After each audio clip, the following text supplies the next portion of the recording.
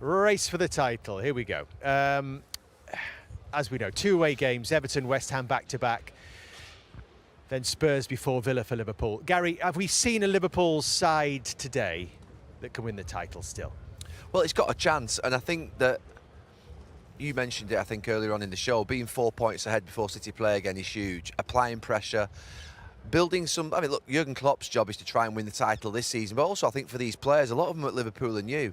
So they're answering the question around, can they live in a title race? Can they live with Manchester City? Because there's next season to think about as well when a new manager comes in. But they've got a chance. I mean, they're not the favourites by any stretch of the imagination. We think City will do it. Last week when we left the Emirates and Liverpool had lost and Arsenal had lost, we felt a little deflated that the 3-horse race wasn't to be.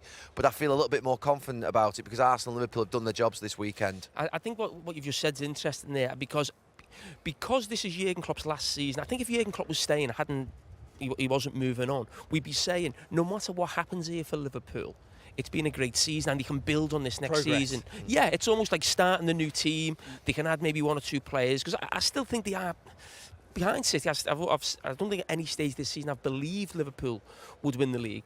But because it's Klopp's last season, it almost feels like you've got to send Klopp out with the league, and it almost feels like a bigger disappointment than it probably is if he wasn't, really, because it's the end of an era. Even though you're mentioning new players coming in, it is the end of an era in terms of the manager. So I think that's why it feels maybe a little bit more pressured in some ways.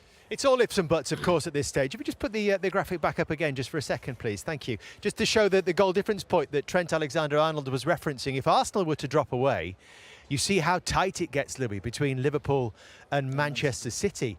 Goal difference could be vital, couldn't it? It is. It's always small details, and those players know it. They understand the game. The managers always think about those little elements. That's for sure that they have players who can score goals, especially when I think teams are a bit tired, not as inspired. So it's a very, very important point. So let's see.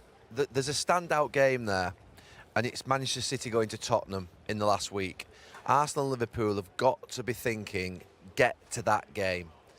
Get to that game where they're in front. Get to that game. Put the pressure on City to have to win the last 2 games, one of them being Tottenham away. And that's the job of Arsenal and Liverpool. They gave up the sort of role, if you like, of being in control last weekend. They've got to try and sort of get to that game now in their minds. Obviously, there's games to go before that, but that's, I think, the pressure they've got to try and